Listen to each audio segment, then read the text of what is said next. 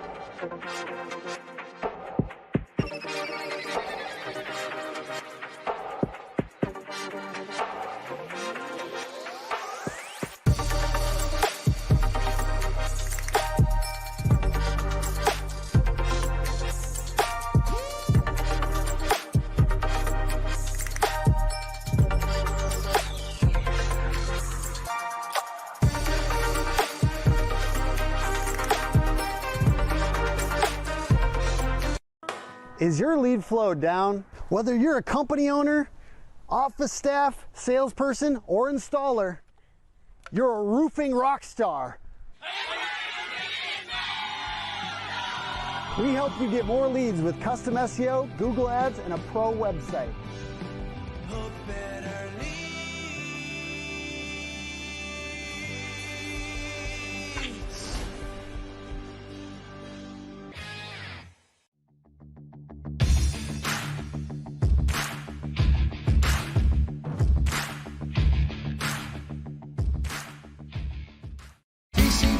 TC Backer.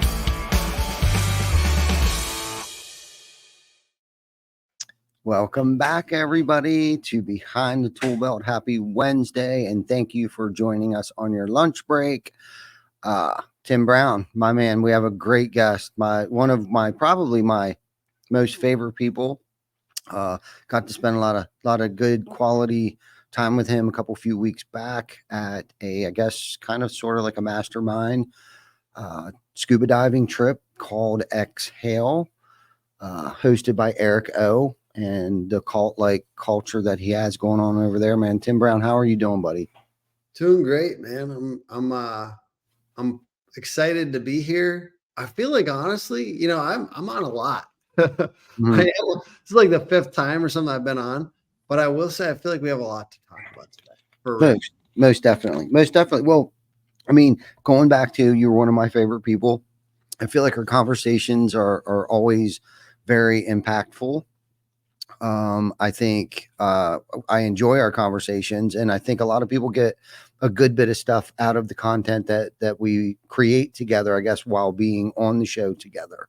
So, I mean, I don't think it's a waste of time for you to be here. And like I said, I like who you are, and usually we get to choose. We have the sorry about my backdrop here. We're actually in our Greenville location today. Okay. We had to set up a quick smash lab here in order to bring you in here, and Vic's doing a fantastic job of the lighting and the quality of the sound and picture and everything like that. But getting back to it, it's always fun to have you on the show. So thank you for always being voluntold or volunteering, for coming on the show, buddy. Absolutely. I guess, what's new with the industry, brother? You're out here just on the front lines, getting shit done. Yeah.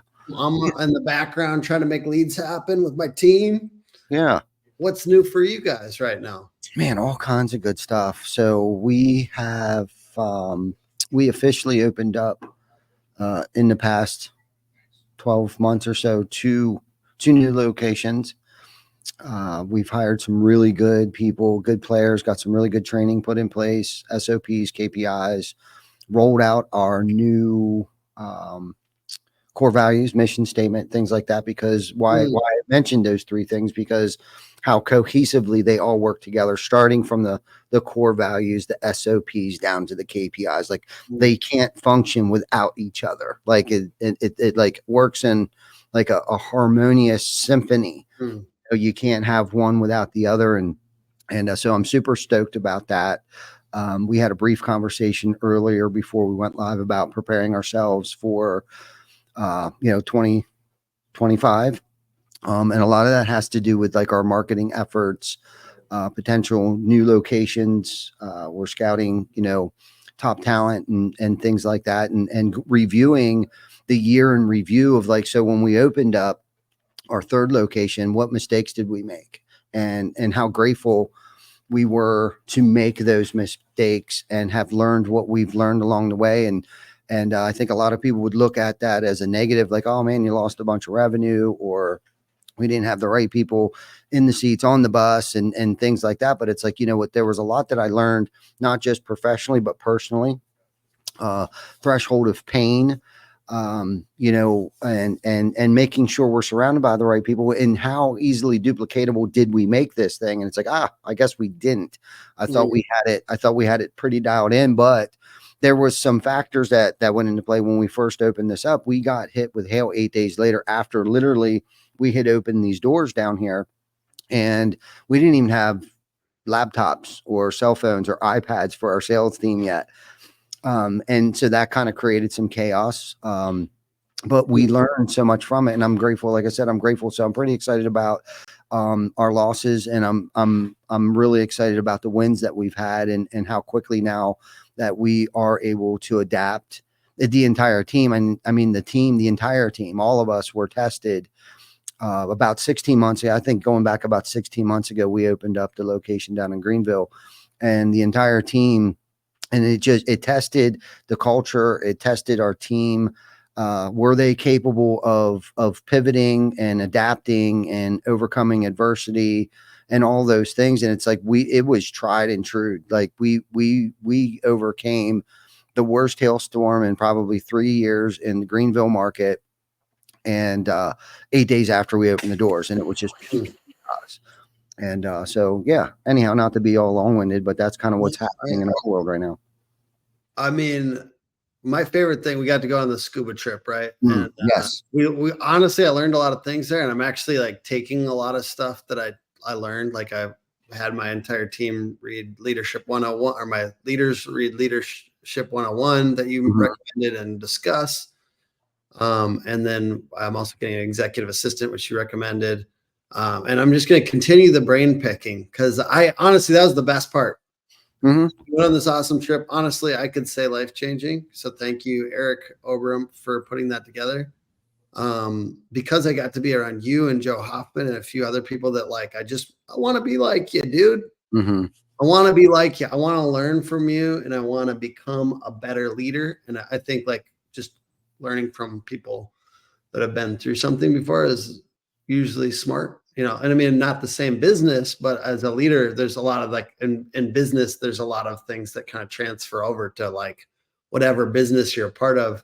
And I want to continue the brain picking by asking. So this morning, I was asking my chief of operations, Cody, back here, who's diligently working. We're at my house, and we're doing an offsite before our quarter kickoff or whatever, just to like get our priorities in straight. And I was asking about his personal priorities.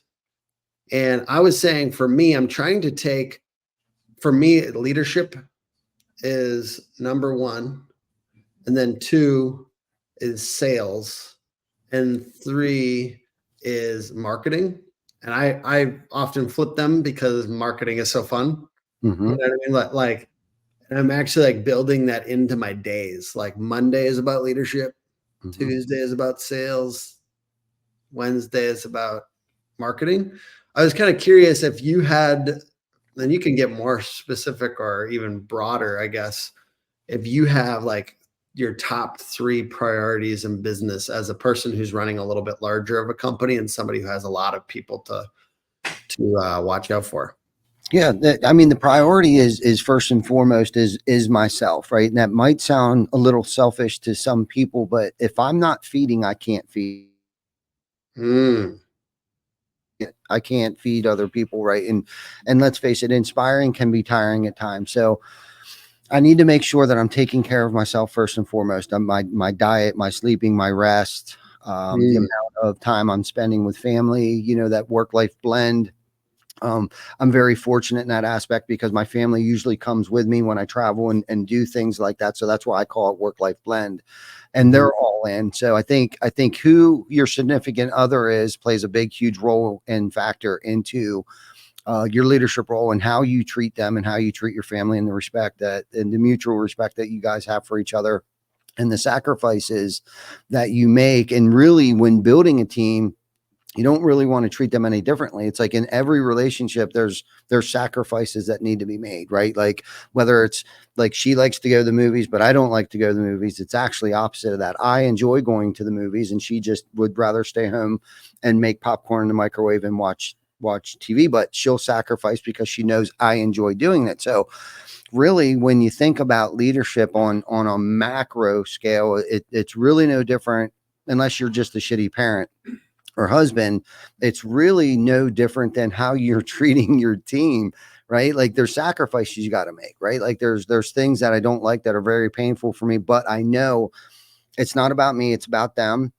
You know, and especially early on in business, I just posted a reel last night and it said something about like, you know, entrepreneurship, like all everybody sees is like, okay, he's making a lot of money and, you know, but the bottom line is the worry that we go through, especially early on, it's like, am I going to pay my guys or am I going to pay my mortgage this week?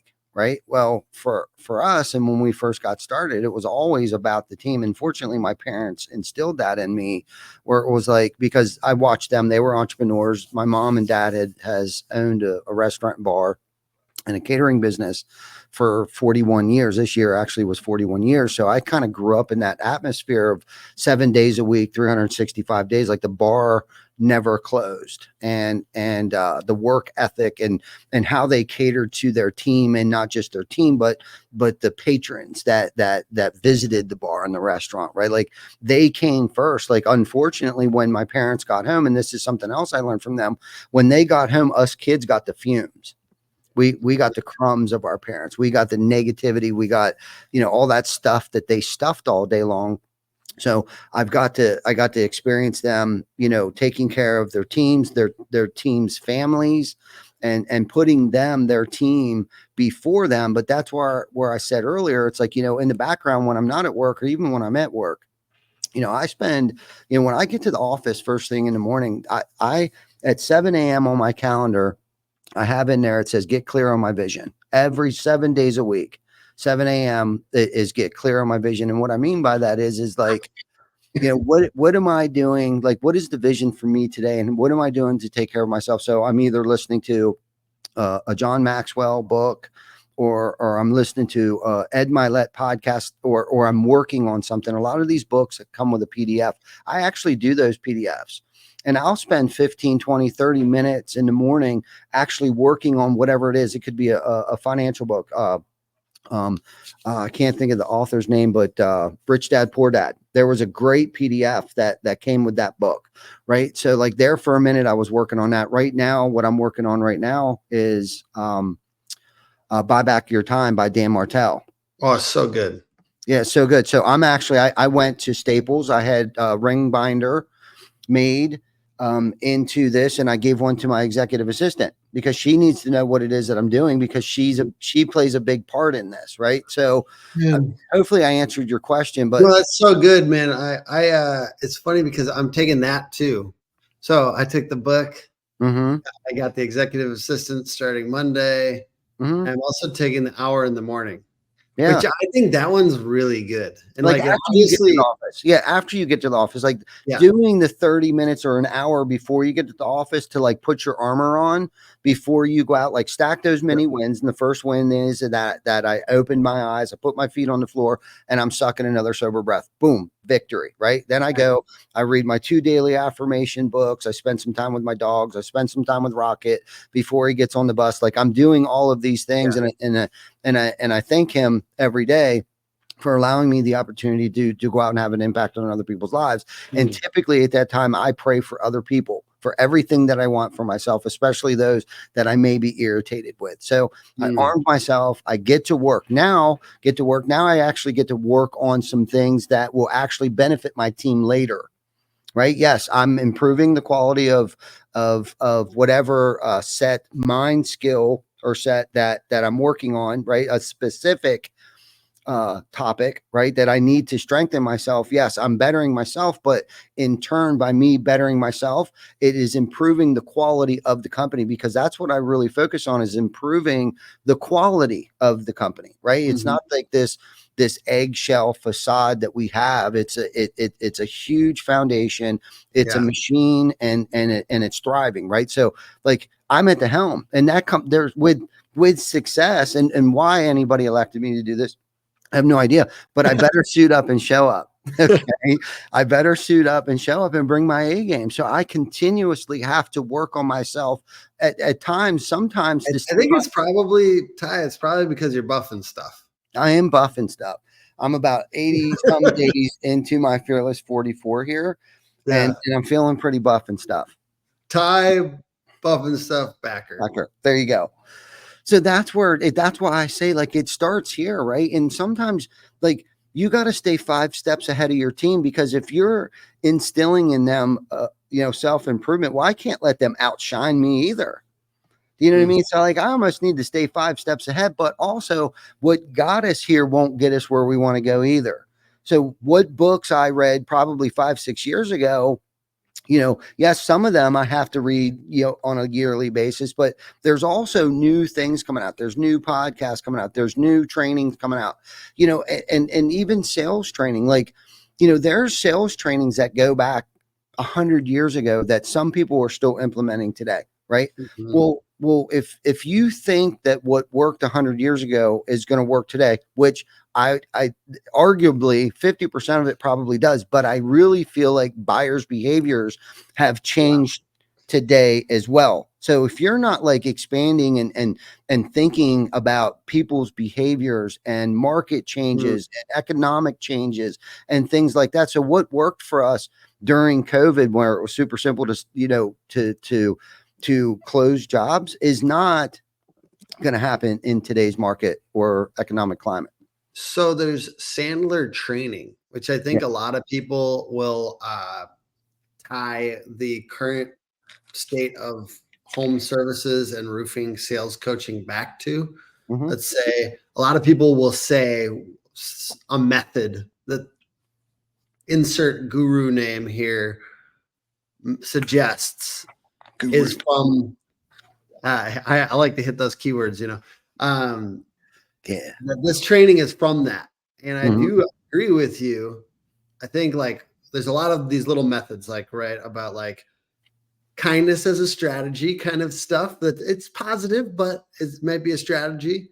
Right. And then there's stuff where there's permission-based selling, which I think is the last few 10 years, like where it's like, you get somebody's permission, you get them to stack yeses, and it feels very strategic. I like sales training. I like role play in particular.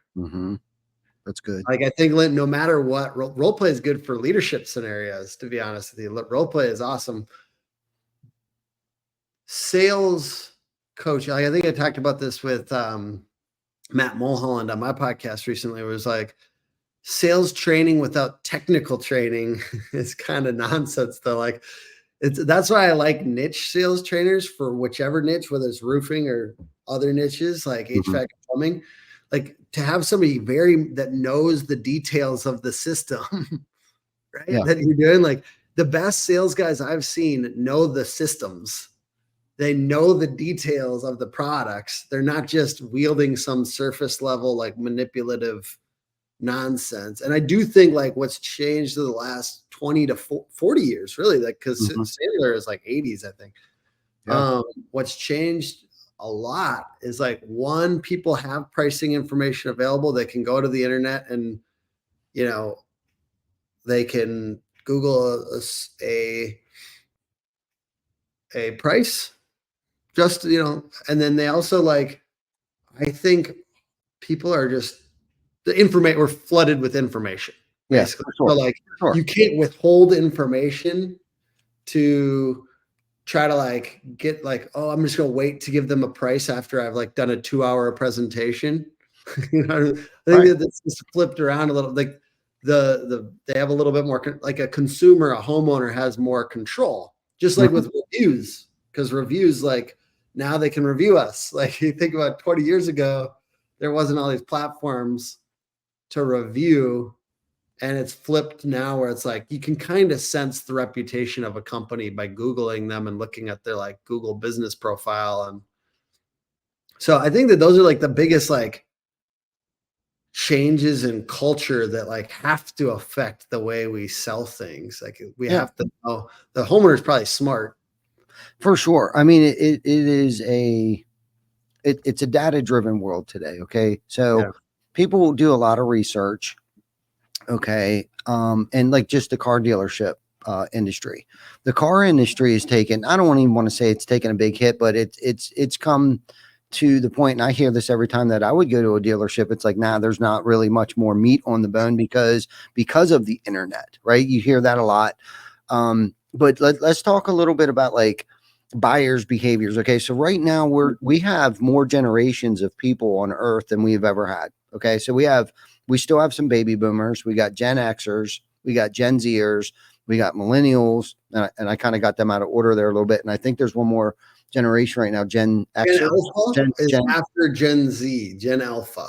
Gen Alpha. So there's 5 or 6. Okay. So do you think the buyer, the behavior of the buyer would be the same as, you know, the baby boomer or millennial?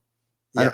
I don't think so. So that's where I think like all facets of sales techniques, you need to have your point pretty sharp to be able to know and when you go into that home, the approach that you might need to take. Yeah, because it's kind of per that group. I'm hoping to make a video with my dad soon, just as a way to connect with him. But like he's helping me with a repair on my garage, a roof repair. And he told me, he's like, I could build a house from scratch if you give me the long enough timeline. Like, I'm like, geez, Dad. Okay. You know, he likes to flex that type of stuff. He's electrical engineer, you know? But that was a great interview that you did with him and your brother, by the way. Thank you. Yeah. That was fantastic, man. I love that family, and you can really tell that you guys all love each other. That was a great video. And crazy inspired by them, because he went out on his own, you know, when he was like 2 years away from like, you know, 10-year or whatever, like he could retire if he wanted to. He went out on his own. So he took that risk. It's not like 20 years ago, but like, he's still chugging. He's stubborn as a mule, you know, like he's like one of those guys, he like has to do like the blueprint stuff himself. Like he's like old school. You know, I'm trying to teach him how to pass, you know, like if I could teach him anything, it would be to delegate and to be okay with 80%, you know. But anyways, he likes his work. He loves his work. But the difference between the two generations there, like he would do it himself if it's a small repair. Right. Of course. Like I would not ever usually. I'm going to with him because it's fun. But like that's a beautiful thing for the next 10 years of home service, because my type is going to be the predominant, or like there's going to be more homeowners with my type of brain, which is like outsource everything kind of thing. Like 100%. I'm going to have a guy do the lawn vibe, even if it's for roofing and like other like exterior construction things. Just more and more homeowners are going to like, of course I outsource that, you know, like, and I think that's that's one reason I think private equity is rushing in. Like they know consumer behavior has changed in that way. And I think that that's just like one of 5 kind of like cultural streams that is pushing in the direction of like more value to the home improvement industry. And I think, you know, I also, the funny thing was that Leadership 101 book, Mm-hmm. he was talking about Gen Xers. No, he was talking about boomers, but he was talking about them like they're millennials because it's a little bit of an older book. Yes. And you realize like boomers at one point, they called all the things that they're saying about millennials right now.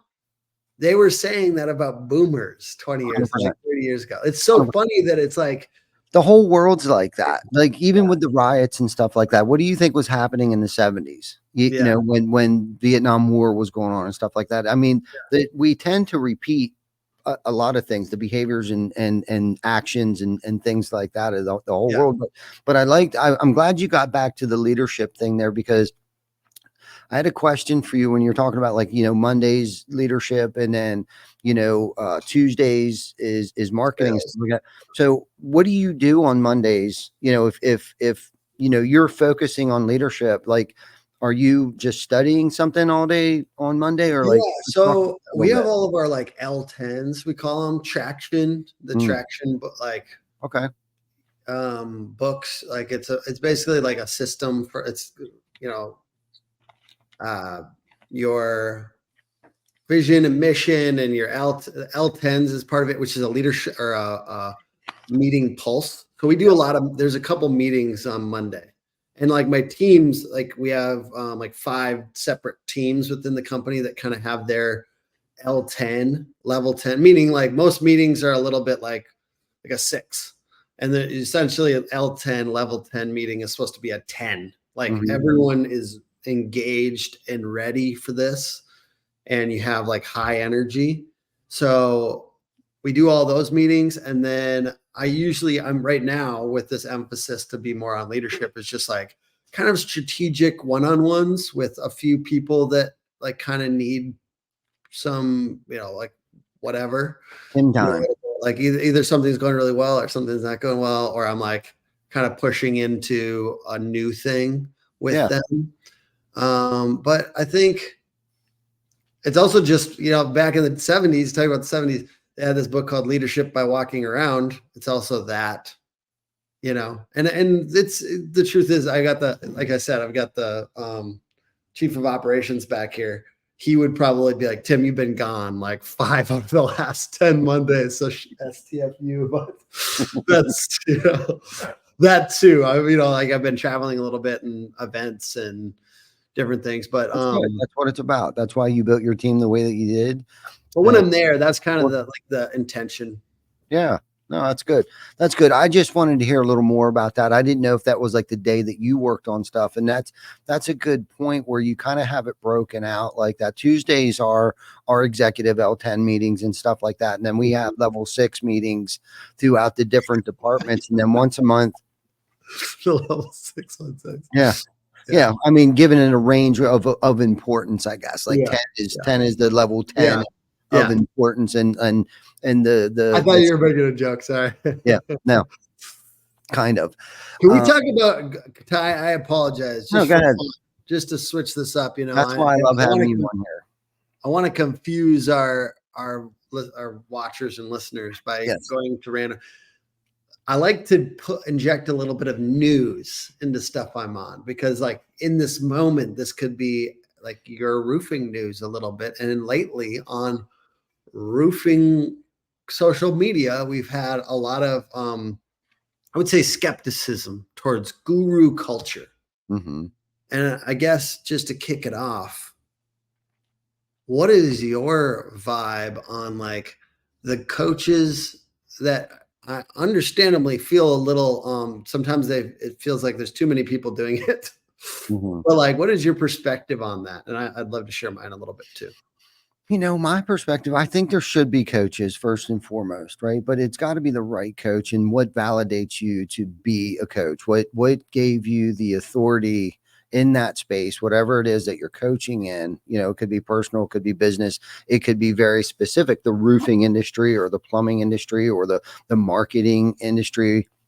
But I think there's probably a lot of people out there because, like you said, it's like this this culture right now of this. Everybody wants to be a guru, right? And I think it's a good thing, but I think it's just like the roofing industry. There's so many shitheads that are roofing contractors right now, and over the years have given the roofing industry kind of like a check mark against it. Like, it's an industry full of drunks and drug addicts, and we call them, they don't answer the phone, they don't show up. And so I think, and my fear is, that may happen at some point in time to this guru industry that's being developed right now, right? Like, so it's just another industry, another facet for someone to generate revenue. And I think, if their intentions are accurate and really want to pour into other people,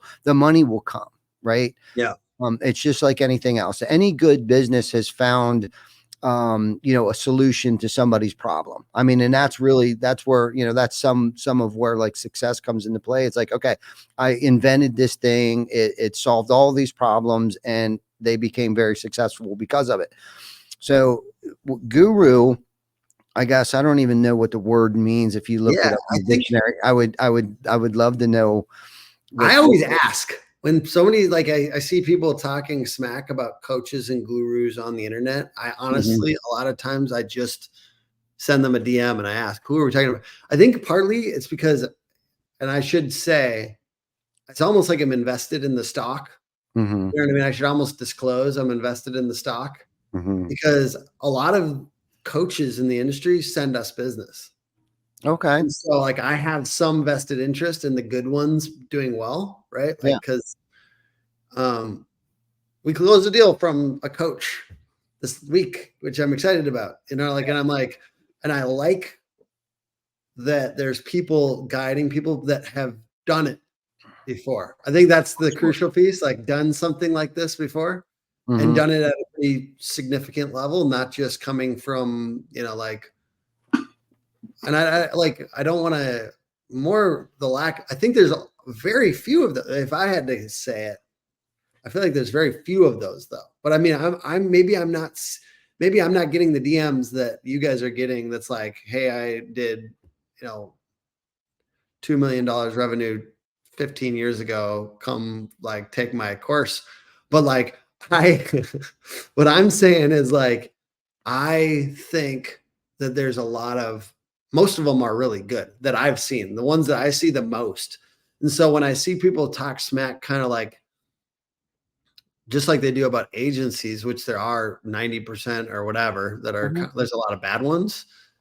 I understand, but I'm also like, it's kind of bad in a way because some people need it. Yeah. Some people really need some guidance. I've had business coaches. I've had several business coaches. Me too. And I'm so grateful for everything. Like, even there's one guy that, like, was an early business. I know he's not going to watch this, so I'm just going to throw it out there.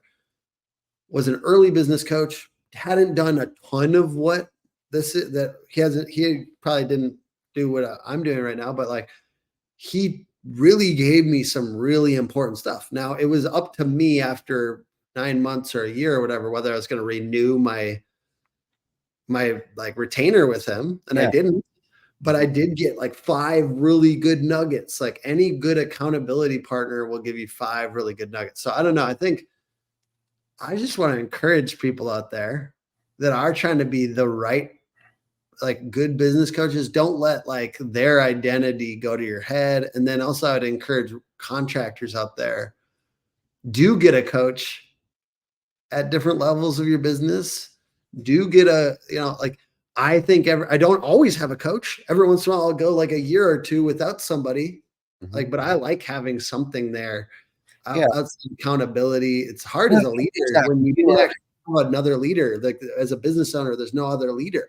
Yeah. And you nailed it, the accountability piece of it too. And this is the thing too. I think what they're with all the hubbub that we're seeing on social right now, bashing gurus and stuff, I really feel like it's those that are snapping pictures of their Rolexes and those that are sitting in a rented Lambo, like, hey, look at me, I'm so successful, hire me. And I think that's kind of where this is coming from. most of it, right? Yeah. But the accountability piece of the most successful people in the world have all had coaches. Tim Yeah. Grover, who, I mean, he coached Michael Jordan, Colby, and the list goes on, right? So everybody, and he had multiple coaches. Michael Jordan had multiple. It could have been a physical therapist. It could have been he had Tim Grover, and then he had his head coach. I can't think of his name right now with the Chicago Bulls. So right there out of the rip, he's had 3 different coaches for different facets of his life where he saw he needed improvement upon, right? Phil That doesn't, Jackson. yeah, there you go. Exactly. Phil Jackson, right. So my point is that you could outgrow a coach, right? But We're also, showing this because somebody asked. oh, there you go. I love These that. were a limited edition. There was 1,000 printed. Yeah, I And got they're one. no longer being printed. This is we're that was the 2023 Hook Agency. Now 2024 is going to be a whole new drop this fall. Nice. I love it. I love that. Right. No, that's okay. So, I would say if someone's looking to hire a coach, or a mentor or whatever the case is, this is the thing too about mentorship. I've had many mentors over the years from a distance. I've followed people. There's a guy in our local town that is an amazing investor. He wholesales houses, he flips, he buys, he holds, he rents them, he does all kinds of things. And we've done work for him for a long time. And he's mentored me, whether he knows it or not, for over a decade when it comes to, properties and investments and things like that. And of course, I've asked him questions, but I didn't have to pay a dime for it. I think that's where some people want to act like they know everything, and or their ego or pride will get in the way and aren't willing to ask for help. Okay, so there's mentorship where you can, listen to Ed Milet or Bedro Koulian or whoever, and that could be some form of mentorship. But to step up your game a little bit and be super intentional and actually pay for a coach, you're gonna if you're paying for it, right, make sure they do your due diligence on them, right? Like are they in a place where you want to go, right? Because that's what I looked for in a coach. When I hired Tony to be my coach, Tony has saw figures that I've never saw before. He sold a 9-figure business. Okay, but hey, I need to surround myself around people who have done 9 figures if we want to do 9 figures. Yeah. Right.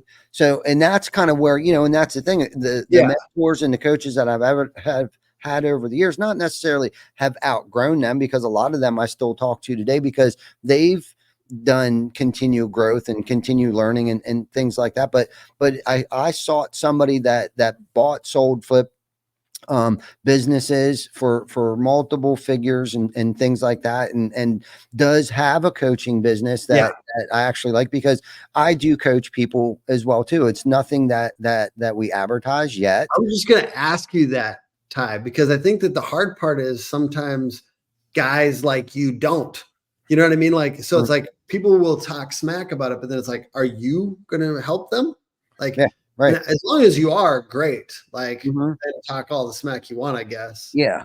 But I think it's how they carry themselves. That's where the shit's coming from right now, where people are bashing gurus. There's so many people. It's an industry that's been developed now that we're it's kind of in its infant stage. And it's pretty good. Like, it seems like the money is pretty good in that industry. Yeah, it could be.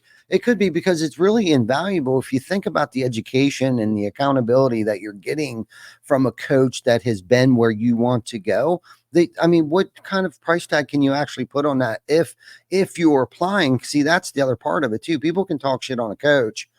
You know what I mean? This guy could be the greatest thing ever and has sold many businesses and retired at an early age or whatever. But if you're not actually applying what this individual is sharing with you, or taking notes, jotting things down, or you haven't asked the right questions, because that's the other thing too. It works both ways, because I've sat on calls already and got off the call and kind of thought, well, that sucked. That was a shitty call, but I didn't have the right questions to ask, because they're not mind readers either. So if I'm not being open and honest and transparent with them, they can't help me to begin with. So, it takes both of us to make this thing, successful if you're going to hire a coach. I don't suggest someone going out and hiring Bedro or Ed Milet for $500,000 or $250,000 a year, or even $100,000 a year. But I think, like you said, Tim, there's definitely a good bit of money that somebody could make, but I think their intentions need to be, they want to be able to pour into somebody because they know what leadership's about, because there's two different types of leadership. There's, getting back on the leadership kick here, just for a second, there's what I call servant leadership, which is very catchy now, a catchphrase, but there's also what we don't talk enough about, I think, is that selfish leadership. That I think most people that want to get into a leadership position and act like they're helping people, but really their ulterior motive is just to climb the corporate ladder, which will have you become successful only to a certain extent once people start to figure out that, okay, this guy or gal or individual doesn't necessarily care for me. That's about as far as it will take you. But if your intentions are pure and you really get a fulfillment and joy out of pouring into other people, that in itself, it just makes you feel fulfilled. And that's where success for me happens and takes place, is when I'm actually pouring into people. Hence why this is how the podcast even got started, was we needed a platform to plug our charitable events that was happening in our local communities, so like, that's what it's all about. If you want to know the key to success, and for a guru or an entrepreneur or anybody in a management or leadership position, is you need to understand the fact that now you are removed from the equation and it's about everything and everyone else, and you come last. That's good. And I see a lot of, I'm just going to take a moment to encourage the gurus out there. I see a lot of you that are doing the right things. Guru. And you guys, I appreciate everything you do, especially the ones that have done some real numbers before and are trying to help people. Like, that's hard. 100%. And I think what I see, like, I've always been confused. Like, what we is need the motivation?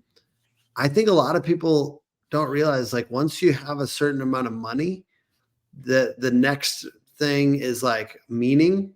You know what I mean? Like, I need meaning in my life. Like, I have no doubt that you have the things you want and need in your life, Ty. Not to out you as a guy who has some money, but like, you have the things. I have the things that I mean, certainly I could get a nicer house or something like that, but like, I have a lot of the things I want. I don't really like go without, and like, at a certain point, then it's like, okay, I don't care to just like double my money anymore. I really want to like try to make this more meaningful and maybe make a little bit more, but you know what I'm saying? Like, the point is, a lot of these guys are trying to get meaning and significance by helping people. And that's, I think, a positive move. Zach Fisher says, I love when people talk shit. It lets me hear from others that they still watch me. I was just saying that the other day. I was like, I actually have, back in the day, I would put out a lot of content. It's like even more content sometimes than I do now. Like, and people weren't watching it at all. 0 eyeballs. Like, I'm talking like 2 views, 2 views. And one of them was my mom. One of them was me watching it later. And then like very rarely had a hater. And like now I'll get like a nasty Facebook message, or like somebody, like an anonymous email form submission from the website or something. And I'm like, it hurts for a little bit, but then I'm also like, that's more views than I had before. Right. Thank you. Thank you. For like, that is a positive of it. It's like, I have enough people watching it that there's like a few people that hate me. No. Right. And you know what's crazy about that, Tim, is that we need that. It's almost as good as having competition. We all know competition is good. Yeah. Okay. That's what makes us all better. Right. So we need to hear, even if it's true or not true, being human beings, we see it, we hear it, we feel it. Right. As much as we want to say we don't care what other people think of us, and we don't care what actually other people say about us, like, we do. Okay. Yeah. Even if it's just a little bit, we do care. We're human beings. Right. Unless you're a narcissist or cold-hearted or whatever the case might be, because there are people out there like that. But if you are a human being, right? Like you and I are, and I know you are. Yeah, no, totally. It bothers us, but it motivates us. So like Zach was saying, it's like almost like thank you, because I even said this before to somebody, like be careful on who you piss off, because they just may end up building an empire over that resentment. Okay. So like, that's the thing, like, thank you for talking shit on me, right? Thank you for holding me back. Thank you for not allowing me to, or thank you for telling me I couldn't, right? Because those are the negative affirmations I need to hear once in a while. And sometimes, quite frankly, wake me back up like, oh shit, maybe I was asleep at the wheel.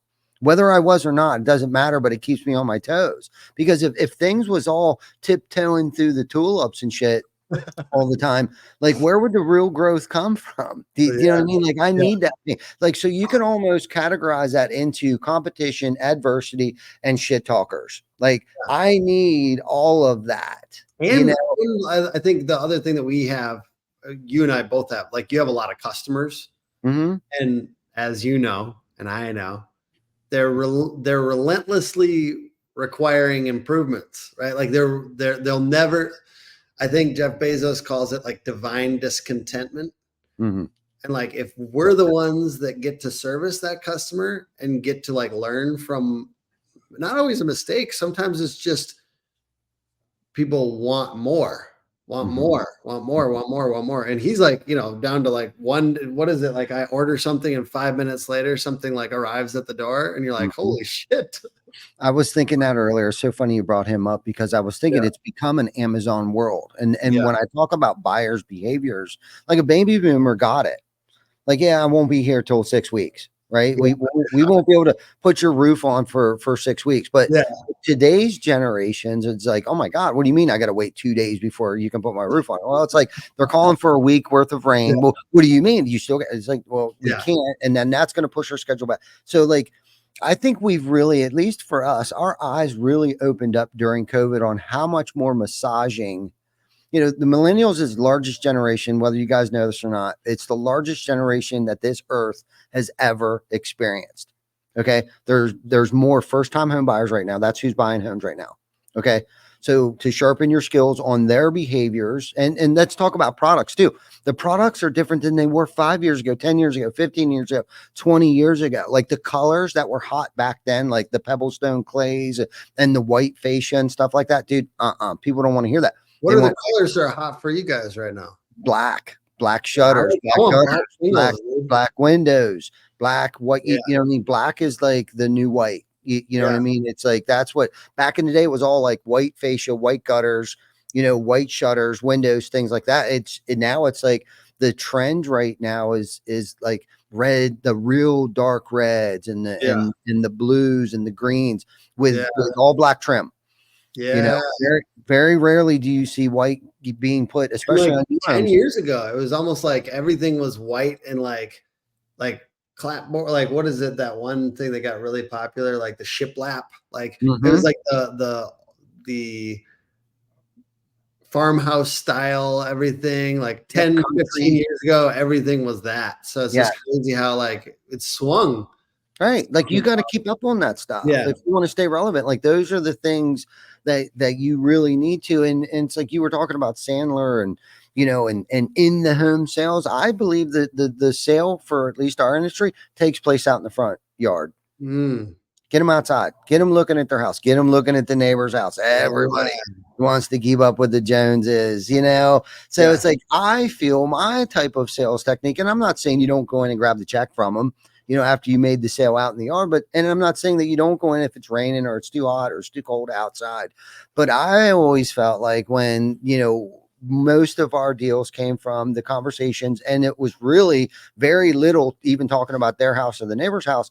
It was more so just a conversation of getting to know them and them getting to know us and the company story and where we came from and things like that. For me, all this, and I like how Gary Vee, I think it was his, I don't know which book it was, but what made me think of it was it's that jab, right hook. So like give, and take kind of mentality, like, and I'm giving myself, I'm giving my time, I'm giving them the value, who we are, what the company is, the warranties, and all of these things, and then ask for the sale. Like, You know, Yeah. once they get to know me, they know my wife's name, they know my dog's name if they have dogs and they're in the dogs. You know, all these conversations that can be had out in the front yard. We don't need to be in the house. We're talking about the exterior of our home. Yeah. You know what I mean? It should happen at the tailgate of my truck where all my samples are, to show them as they're looking at the sample board and they're looking at their house and they're like, yeah, you know what I mean? It's like, yeah, you like those windows there? The neighbor has white wrap on it. How about this? What if we wrapped them in black? Ooh, man, that would be. I'm in. Yeah, I'm in. You know what I mean? And that's the technique, and that's my own technique. I didn't really learn it anywhere. It's just in 2020, March of 2020, I sold $1 million worth of stuff in 3 months, 90 days when COVID broke out. I had to resharpen my skills once again without even a CRM. We didn't even have a CRM at that time. We were just implementing it. So I was still using Excel spreadsheets and stuff What like that. CRM are you on right now? Just Job progress. Okay. Yeah. Sorry about that rant there, but this is all kind of been going through my head. Oh, no, this is great. This is great. Yeah. I want to, before we wrap up, I don't know what time we're wrapping up, but I wanted to talk scuba and sharks. Yeah. I know we talked about it a little bit. But it's been some time. Mm-hmm. And I literally, like, that experience for me was kind of big. Because it was like I confronted the fear. Like I just really didn't, my brain was not computing breathing underwater. Which I didn't really think it was going to be that as hard as it was. Mm-hmm. But I was mostly scared about the pressure. So just for a little bit of background, Ty and I went on a trip, Cayman Islands. We went scuba diving. I think it was it was our first time in the ocean. Yes. Scuba diving, and they brought us down pretty far, pretty quick. And I think and it's really not that hard once you get into it, but like all the tests that you do, like take off your mask and you unplug your air and all these different things. And those things were like very nerve-wracking for me in particular. But damn, was it kind of a formative experience, I think, because I also my big lesson was I needed to slow down. I literally drank less caffeine. I meditated. I was using vision. I was using everything in my tool belt that I had, like using vision, like envisioning myself Friday, like shaking everyone's hand and like them being proud of me. And then I was like telling myself a story, because I think story is part of what helps us be motivated. So I was telling myself that story and how it would look and how it would feel. And anyways, so by the end of it, we did have that moment where we were shaking hands. But in the meantime, tell the brief story of us going down the first time on the second day. First time on the second day? Yeah. When the time that I got lost from you guys, or? Oh, sorry. That was the third day. Third day. Well, okay. So Tim, I'll be honest. You were doing tests with us still with yes. Sure. Yes. So like you mentioned, the tests were the worst part of it, because they got us doing all the scary stuff. You know, they got us, and I think both of us felt the same way. Like, I don't even know if I want to do this anymore, because like they got us ripping our mask off. They got us, basically running, like pulling your not the respirator, but the oxygen thing out of your mouth, and just doing all kinds. Like, we had to take our tanks off underwater and stuff like that. And it wants to float, and I'm not floating with it, and then trying to get it back on, and allowing your mask to float, like all of the uncomfortable stuff. But looking back now, how important all of that would be, or is, if something would go wrong. So, but it was to the point where it was so uncomfortable. But Tim and I were kind of like buddies, because it's a buddy system thing. Okay. So when I saw his fear, or he saw my fear, it was like, we both were like encouraging each other. Like, and what was cool about it is that we actually got to do this together. We'd go down there, and Tim is 6'3"? I think 9 now. 6'9". 9. Yeah, dude. Like this dude is the tallest, like world's tallest on the planet, dude. Yeah. People tell me that when they see me in person, because I look short, like on video, but like more to the body. There's actually legs. Yes. So he's 6'9". He's the world's tallest scuba diver. Okay. So he's down there, and it's like me after looking at some of the videos and stuff like that. At least they kept telling me, like, I guess, like I'm like trying to ride a bike when I'm down there with my legs. Okay, but like you got to have your feet or your legs out and kind of like use your hips. But like my brain's just be like Tim said, like my brain didn't work down there. Yeah. Because I'm more like I'm gonna die. Yeah, You know, exactly. The whole time I was thinking about death. Yeah, that's all it kept going through my mind. Because if you like go up too quick, your shit pops. You're like, you literally pop. Yeah, can't go down too quick, can't go up too quick. And it's like all these things are going through your mind. Like if I run out of oxygen right now, am I going to be able to hold my breath for a minute or 2 or 5? I don't know. Is my buddy going to be close enough to me so I can steal his oxygen? Is he going to have enough oxygen left? Well, oh shit, by the way, as I'm thinking all this stuff, how much oxygen do I have left? Yeah. So that's the mode we're in. And as we're doing one of these tests, yes, you got to tell the moment when you saw the shark. The moment I saw the shark. Yes. Man, I feel like there's something you want me to say, but I can't think. Were you with us when we were down in there in the semicircle and on the bottom doing like the tests? Because like everyone was pointing at my face. Yes. I literally like I can't even remember properly because I literally like we turn around. There was definitely sharks behind you. There's a shark behind me, and apparently I didn't see it for a while, but it was kind of close to my head. It was like 7-8 feet off. Yes. There was actually more of them. You can actually see, believe it or not, water's not as clear as you think it is. Yeah. So you can't see real far away, which kind of freaks you out a little bit, even with your goggles on. But not only was there like a 7-foot shark that almost took Tim's head off down there, but there was, you could see like the silhouette of like 2 more. Like, and I have no idea because your depth perception's off. I didn't even see those 2. Yeah, so there was 2 more back there, and I don't even know what. Did anyone mention what type of shark it was? I'm not sure. They said they wouldn't bite us, but like that's not a lot of like if you haven't seen a shark before in person, like if you don't touch them, they'll probably not bite you. It's like, well, I don't even know what I'm doing down here. I'll probably touch them accidentally. Yeah, but it was great because I think people go diving dozens of times, if not hundreds of times, to go see sharks and don't see sharks. And with this being Tim and I's second day of diving in the ocean, we actually got to see a shark, but not just a shark. We got to swim with a turtle. I don't know what day it was. Yeah. But there was like this 200-year-old turtle.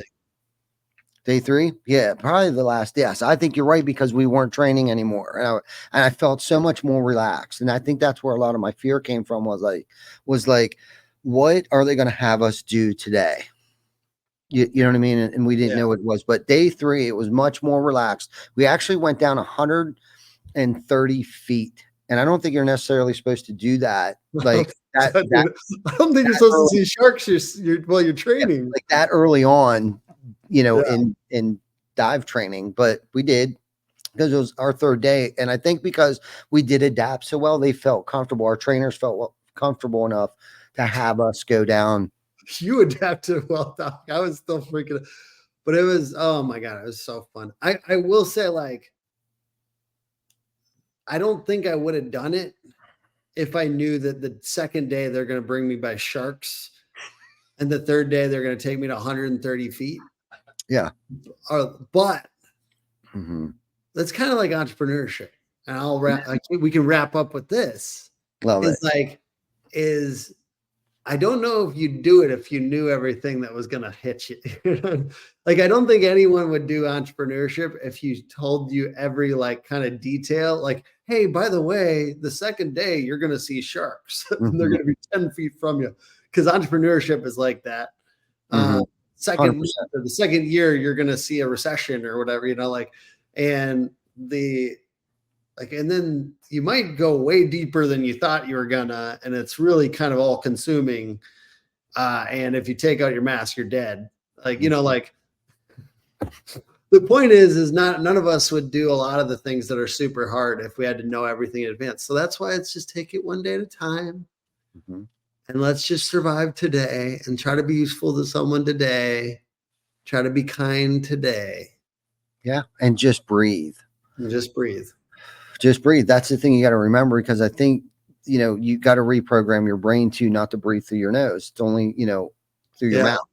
Everything that we've been taught over our whole life, whether you're stressed out, breathe into your nose, out through your mouth, meditating into your nose, out through your mouth, all these things that we've continuously have been taught and trained and born with is the exact opposite when you go underwater. But I think one of the biggest things was for me was to just breathe. Hence, I think, the name of the mastermind group was Exhale. Like, don't forget to exhale. Breathing is so important in life, man. It's crazy how important. What's the equivalent of that for entrepreneurship? The whole, like, you're taught to do it this way, but when you're an entrepreneur, you got to do it that way. Learn to adapt, and learn to adapt quickly, learn to make decisions quickly, and be as decisive as you possibly can with the information that you have, and do not be indecisive with your team. That's it in a nutshell. But not, I think, not to get off topic here, I'm going to reel back over to the diving experience. Was, that adversity, that adaptability, that overcoming has made us better individuals, better fathers, better leaders. Because if we wouldn't have followed through with this, what would happen when adversity, recession, depression, whatever the case might be, whatever challenge we have to overcome, what would we be able to overcome it if we wouldn't have pushed ourselves this far outside the boundaries of comfortability? Because I don't know about you, Tim, this was probably one of the best experiences that I've ever pushed myself out of the realm of comfortability. I thought that I had getting comfortable with uncomfortable pretty licked. Yeah. Not when it came to diving. When it came to diving, that was a whole nother realm of uncomfortability. Absolutely. I've had some things happen to me or whatever in my life that were worse experiences, but nothing that I volunteered for. Most definitely. That was like a pretty, like, there was moments in there that were like just very scary, because breathing is, God, how important is breathing and breath. And it just feels like your whole brain, your whole body just fights against the idea in weird ways. And I don't think it was as bad for some people, but I think you and I both had that resistance. For sure. I think the resistance is it's survival.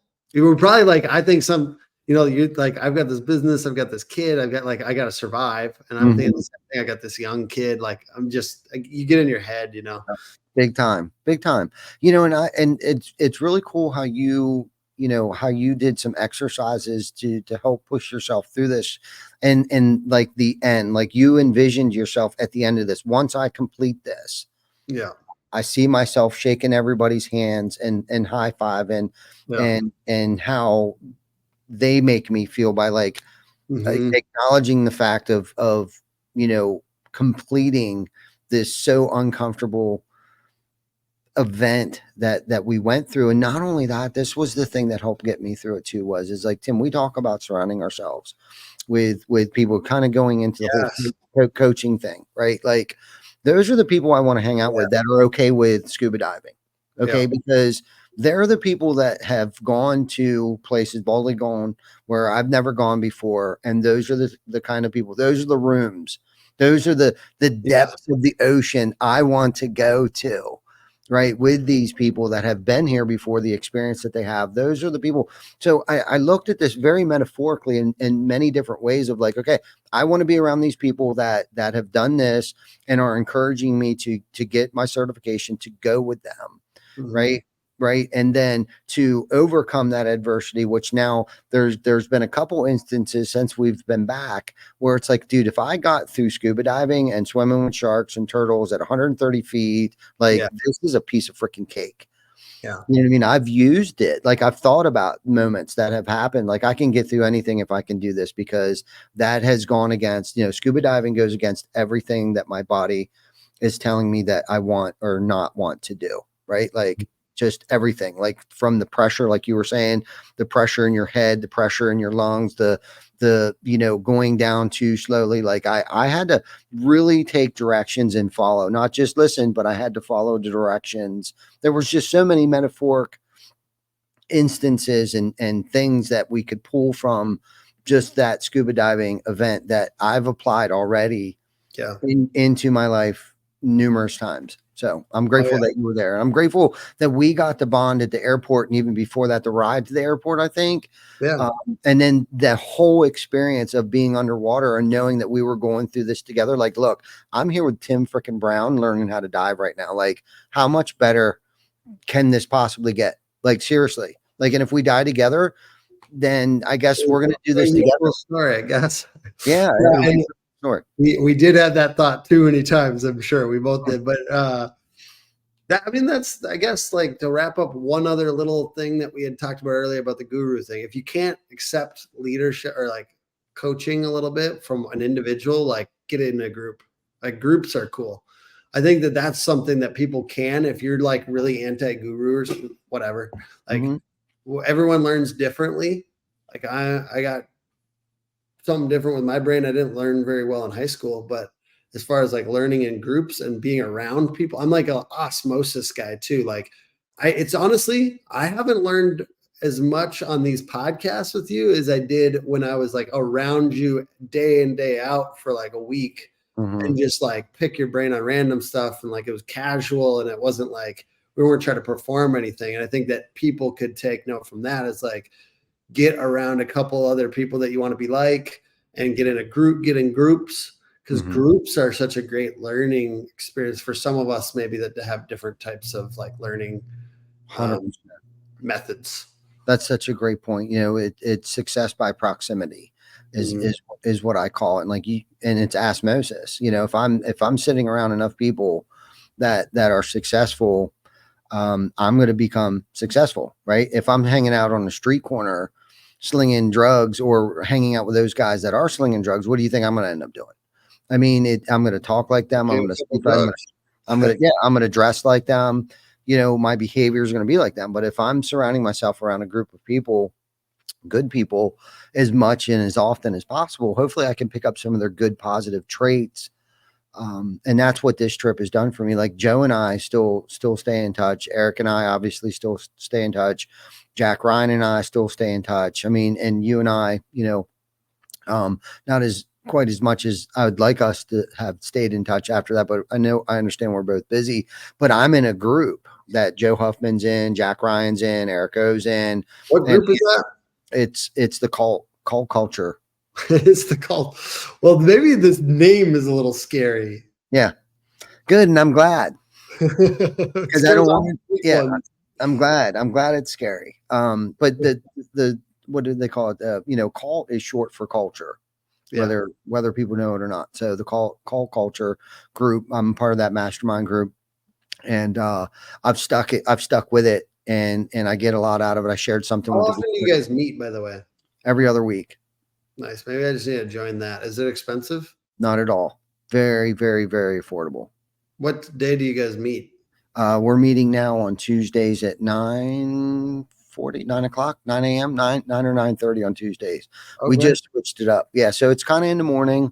I think where Eric is, I think it's probably at 8 o'clock, because he's Mountain Standard Time.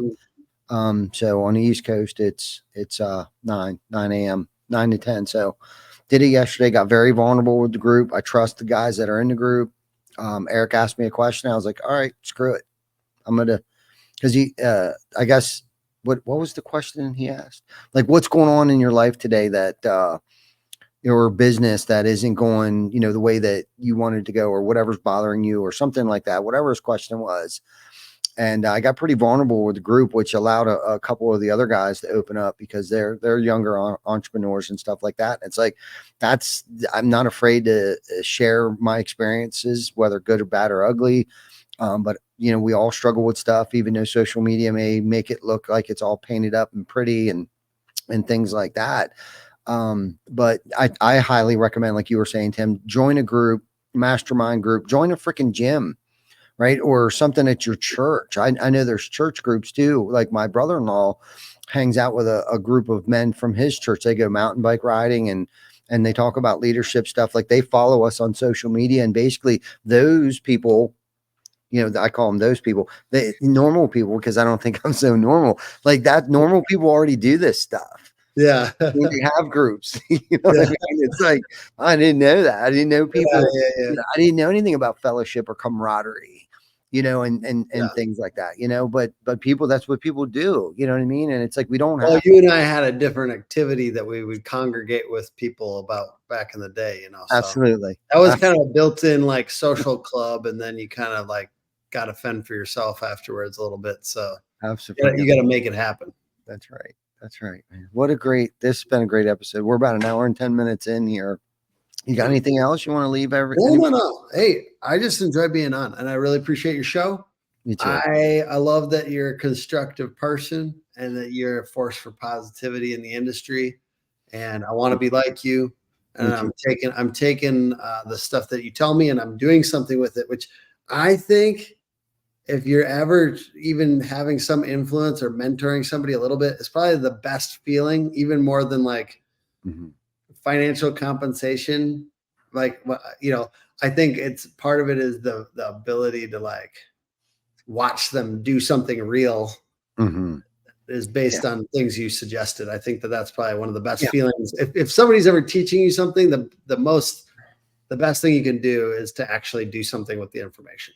100%. The most rewarding thing is watching other people's success, watching them become successful and winning, especially if it was advice that you shared with them. I mean, that there's nothing more fulfilling than that. I mean, that's where I find my fulfillment, is giving back and pouring into others. And that's one of the reasons why I continuously feel like we're just getting started, because I'm not done pouring into people. Like I just feel like there's much more that I want to pour into people. That's just where we get our fulfillment from. And if you're a human being and you're not a narcissist, that's where it's at. Yes, sir.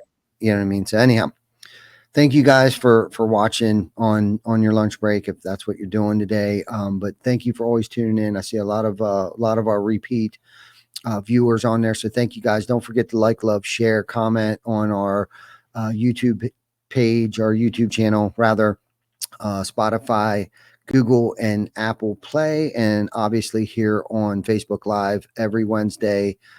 We're here 12 p.m. noonish every Wednesday Eastern Standard Time. Till then, you guys take care of each other, and we will see you next week. We have another great guest, Chris Wolf, with Wolf and Wolf.